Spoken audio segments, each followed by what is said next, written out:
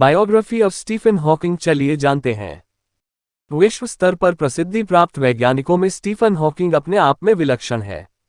विलक्षण इस अर्थ में है कि उनका शरीर उनका साथ नहीं देता।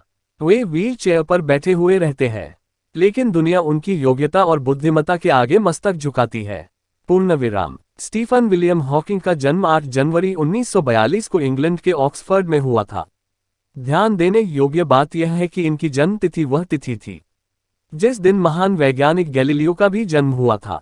उनके माता पिता का घर उत्तरी लंदन में था, लेकिन द्वितीय विश्व युद्ध के दौरान लंदन की अपेक्षा ऑक्सफोर्ड अधिक सुरक्षित था, जिसके कारण हॉकिंग का परिवार ऑक्सफोर्ड में बस गया।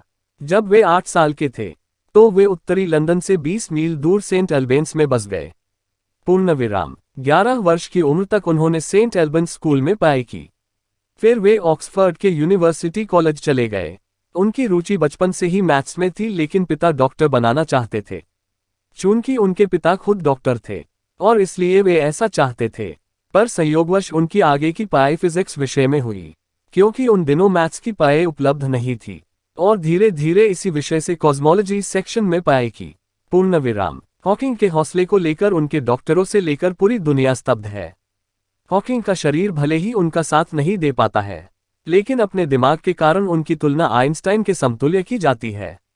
हॉकिंग का IQ 160 है, जो IQ का उच्चतम स्तर है। वे एक न ठीक होने वाली स्टीफ न्यूरॉन डिजीजेज नाम की बीमारी से पीड़ित है, जिसमें मरीज धीरे धीरे शरीर के किसी भी अंग पर अपना नियंत्रण खो देता है और वह सामान्य ढंग से बोल या चल नहीं सकता। चिकित्सकों को जब इस बीमारी का पता चला तो उन्होंने यहां तक कह डाला था कि अब स्टीफन हॉकिंग ज्यादा दिनों तक जीवित नहीं रह सकेंगे, लेकिन उन्होंने कभी भी अपनी बीमारी को कमजोरी नहीं बनने दिया।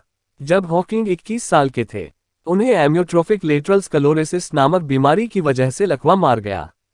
हॉकिंग को जब ये पता चला कि वे मोटर न्यूरॉन डिजीज से पीड़ित है, तो उन्होंने हिम्मत नहीं हारी। उन्होंने पूरी जिंदादिली के साथ जीने का निश्चय किया। पूर्ण विराम। उन्होंने जेने वाइल्ड नामक अपनी प्रेमिका से शादी की तथा अपनी पढ़ाई को भी आगे जारी रखा। वर्तमान में उनके 3 बच्चे और एक पोता है।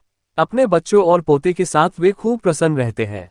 जब बीमारी का असर बढ़ा तो उनके अंगों ने उनका साथ छोड़ दिया। धीरे धीरे उनकी जुबान तक बंद हो गई। वे न चल फिर सकते थे और न ही अपनी बात को बोलकर किसी को शेयर कर सकते थे। अनंत वह समय भी आया जब डॉक्टरों ने व्हीलचेयर के सहारे शेष जीवन गुजारने की सलाह दे दी।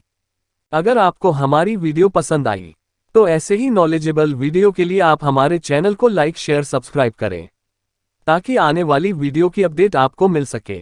Thank you for watching our channel.